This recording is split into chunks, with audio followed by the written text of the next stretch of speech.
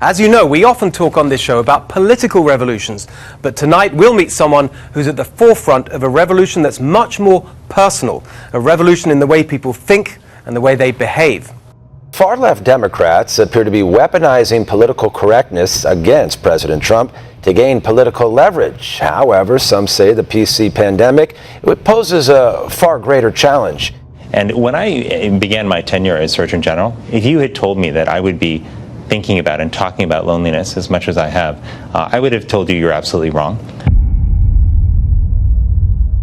But it's hard not to notice that the incidence of Americans, the number of Americans on psychiatric medication is rising, but so is the suicide rate. What do you make of that? Now, if you're one of the few people who still hasn't heard of Dr. Peterson, his meteoric rise to fame has brought him to the forefront of the world of psychology, with his message influencing millions of people around the world. In fact, Dr. Peterson has been described as the most influential public intellectual in the Western world right now. This is the deepest idea of mankind.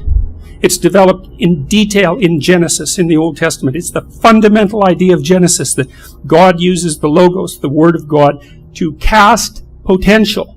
You know that. The future is unstructured. You have a potential within you that can meet that, and there's a potential that characterizes the future. You meet it with eyes open and with truthful speech. And that's what happens in Genesis, because God uses the Logos, which is truthful speech, to cast the pre-cosmogonic potential into habitable order. And then he says it's good.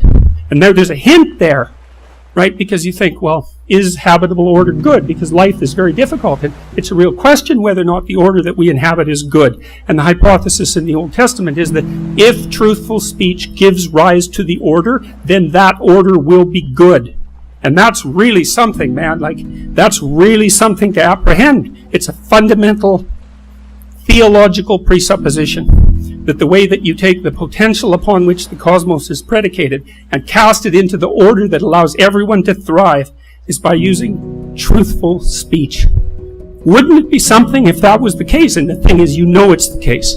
You know it. You know it. Because you do not admire yourself if you're deceitful. You admire yourself when you have those rare moments in your life where you can actually stand up and say what's true, regardless of the cost. And if you give that respect to other people, if you treat them as if they're the locale of the divine speech that casts potential into habitable order, then they like you. Maybe they even love you and they get along with you and you can work with them and you can cooperate with them and you can compete with them. So not only is it the fundamental axiom that regulates your relationship with yourself, it's the fundamental axiom that regulates your interactions with other people. And if you do not give them that honor, which is the presupposition for their natural right? Because the idea that you have a natural right is the idea that you have some sort of intrinsic value. If you don't treat people as if they have that intrinsic right, they are not happy with you, even if they don't know why. Because everyone wants to be treated as if they have free will and as if they confront potential and as if they're capable of making moral choices and that they should be rewarded when they do things right and perhaps punished when they do things wrong. Everyone wants that and everyone knows it. And so what does that all have to do with free speech? Well, yes, everything. That's exactly right. So, this is a country that continues to oppress communities of color, LGBTQIA communities, Muslims, and those they deem to be the other. Advocates of political correctness claim the main goal of PC is to protect the vulnerable and oppressed by promoting inclusiveness, diversity and multiculturalism. But in reality, some have said PC has taken heavy toll on First Amendment rights, claiming it has crippled the language, topics of discussion and decision-making in America's social and political life. Ever since the 1990s, the ideas of social justice, fairness and redistribution of wealth have become a new normality in America's public discourse. In such sensitive areas as defense and economy, the influence of Marxist-Leninist ideas in the United States is absolutely fantastic. The globalist left appears to be using PC narratives in order to reach out to as many demographic groups they can, including Muslims, women and LGBT communities, in order to boost its influence in the society. You know, people think of free speech as kind of like a decoration, something like that in your life. And it's not that at all. It's not the ability to speak truth to power, although it is also that. It's not that. It's way more than that. Free speech is how you think. It's not thinking, the word that Genesis relies on to create the cosmos, let's say, in the story. By the way, that's the image of God in which you're made, male and female, that gives you that fundamental value that's at the core of our idea of natural right. It's not thinking, it's speaking. And the reason for that is, look, first of all, you can hardly think. It's really hard to think. You have to be trained like mad to think. You have to be able to divide yourself internally into a couple of different people. And then you have to let those people have a war in your head. And that means you have to develop characters who have opinions in great detail, opinions that might be contrary to your own, and then you have to withstand the tension of letting them have it out. And you can think a little bit, but mostly you're biased and you have confirmation bias and you see things the way you see them and you have massive blind spots and you're ignorant as hell. You just can't think, but you can talk. And the thing is, if you talk, other people will correct you. That's the thing. And that's thinking. So if you get up and you have something to say, and you say it stupidly, because of course you will, because what do you know, then other people will tell you where you're wrong. And then you can learn, right? And then everybody can think. And so what that also means is that to be free to speak, even to tell the truth, means you have to be free to be stupid and ignorant and malevolent and bitter. Because that is who you are. That is what you are, because you're flawed. So the idea that, you can't use your free speech if it's offensive is it's an idea that is so you don't know if its naivety outdoes its malevolence. It's a real battle. Which of those two things are worse? I would go with malevolence, because it attacks something that's so absolutely fundamental. Political correctness was designed by far-left ideologists of the past century to advance a global proletarian revolution which would lead the mankind from capitalist injustices through socialist reforms toward a bright future. And in the Stalinist Soviet Union, political correctness became a tool of political repressions, populating the labor camps of Gulag with tens of millions of those who disagree with the general line of the party. The US imported the concept of political correctness in the 1970s when left-wing intellectuals, including then-graduate student Hillary Clinton, embraced the idea of putting equality above liberty. And it's hardly surprising, as some believe PC became the dominant public narrative during the presidency of her husband, Bill Clinton. And we listen to them and say, yeah, probably it's true. Is it true? No, it is not true. Violence is not justified, especially for the sake of quote-unquote social justice introduced by Marxist-Leninists. And they will see in future what the beautiful society of equality and social justice means in practice. Obviously, they will revolt. They will be very unhappy, frustrated people. And the Marxist-Leninist regime does not tolerate these people. All this suggests PC reaches far beyond public conversations, inflicting deep and irreversible division and hostility within Western societies. Whether this new globalist project eventually comes into life remains to be seen.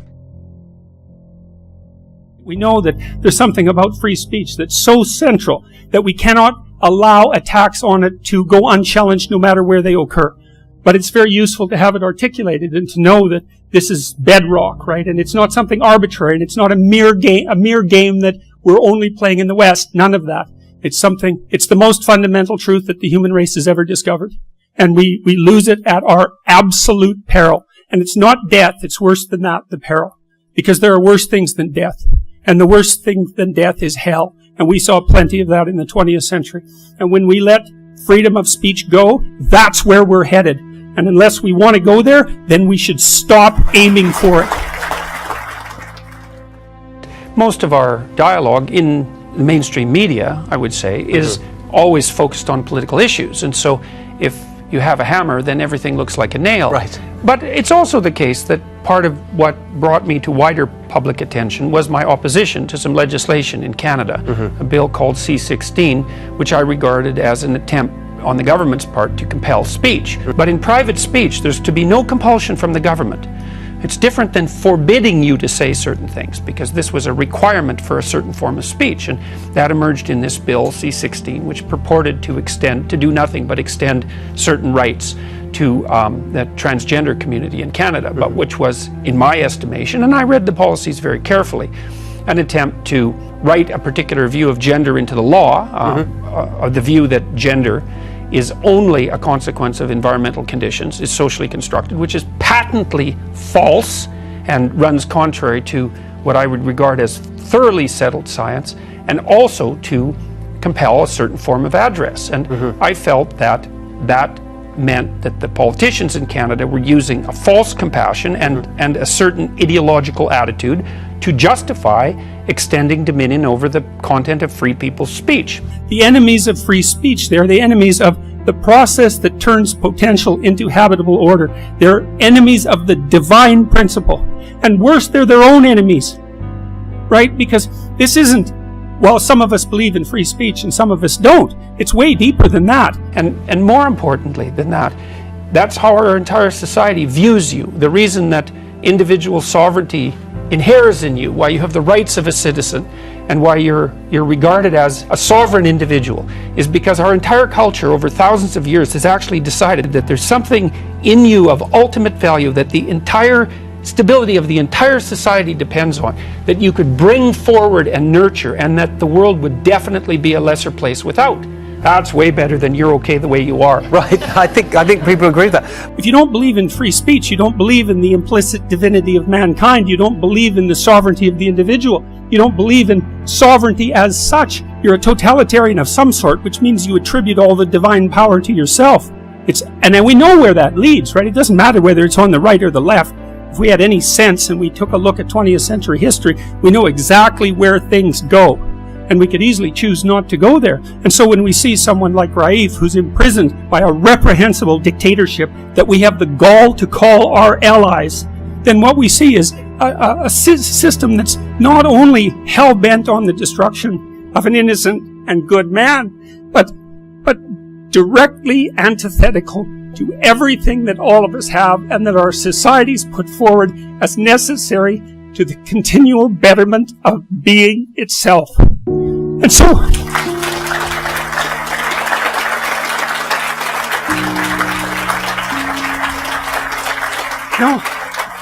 and I've been so absolutely appalled by the Western world's weak-kneed response to the attacks of totalitarians upon our freedom of speech. What was done with Salman Rushdie, that was a big mistake, right? Because it wasn't Rushdie, it was the free-speaking artistic tradition of the West. And not only of the West, right? The free-speaking artistic creative tradition upon which the cosmos is properly established. That's what it was. And we all bowed down. We all bowed down with no resistance whatsoever. It was a massive error. We're going to pay for that for a very long time. We did the same thing with the Danish cartoons. And you don't want to think about these sorts of things as happening far away. Nothing happens far away. When it happens somewhere else, it's happening right here too. And that's why we're all here today, because we recognize that at least on some level. And we have to stop. We need to stop being so naive about let's say our moral relativism. We need to take a look at history and biology in a very, very fundamental way. And we need to really understand what our culture and genuine cultures everywhere are predicated on. And that is the idea that the sovereign voice of the individual is the power that casts potential into habitable being and restructures tyrannical order when it needs to be restructured. Right? And that's what each of us are. That's the divine presence in each of us. And I do believe that there is no more fundamental truth than that. I don't believe that you can dig down underneath that. I think that's bedrock. That's the foundation stone of the house. That's the cornerstone of the house. And it requires everyone to courageously confront the tyranny that's them and the unknown that surrounds them, and to live with true speech as the highest value. That's how we sort out the world. And I do believe that it's incumbent on us to understand the absolutely fundamental role that these processes take. I know we're here today because we all have at least an intimation of that, right? We know that there's something about free speech that's so central that we cannot allow attacks on it to go unchallenged no matter where they occur. Dr. Peterson, it's a pleasure to see you today. Thank you. Dr. Peterson, reading you and hearing you on YouTube, what have you, it seems to be you clearly have an issue with ideologues on both the extreme left and the extreme right. What I call the twin cobras, or the matter and antimatter of our political discourse. So you wrote in your book that our minds are deeply social. And so with that question as a social scientist, are we nurtured to the views that we have grown to have, or are we somehow hardwired by nature to some degree to have a tendency toward one way of thinking or the other? And if we are, if you started to agree with that, if we are predisposed to have some sort of leaning one way or the other, then are we not doomed to a sense of zero-sum warfare for political power? Winners and losers like your friendly lobsters? Okay, so the first thing I would say is we are tilted by our biological temperament in terms of our political viewpoint. So we know, for example, that conservative people tend to be higher in conscientiousness, a big 5 personality trait, especially in the orderliness element of that trait. And they tend to be lower in another trait, openness. And openness is, broadly speaking, the creativity trait. And so, whereas liberals are high in openness but low in orderliness. And there is very powerful biological tilting towards those temperamental predispositions. Now, they can be moved by experience, but it's as if you have a set point and then you have to strive to move from that set point. Okay, so, and then of course, your viewpoints can be modified by your experience and your wisdom, all of that. But you have to start out with a set of filters on the world because the world is too complicated. And so you have to, your mind, your brain, your psyche filters things for you and then presents a certain world to you. So because you can't read all the facts, and some facts jump out at you and others don't, and that's partly a consequence of your temperament. Okay, so that's not necessarily a bad thing because there are different niches for people of different temperaments. So, for example, introverts are good at such things as accounting. They're more because they can work alone, whereas extroverts are better at things like sales. And so there's a place for people on both ends of the temperamental distribution. So you need people who are wild experimenters in thinking and those who are more conservative.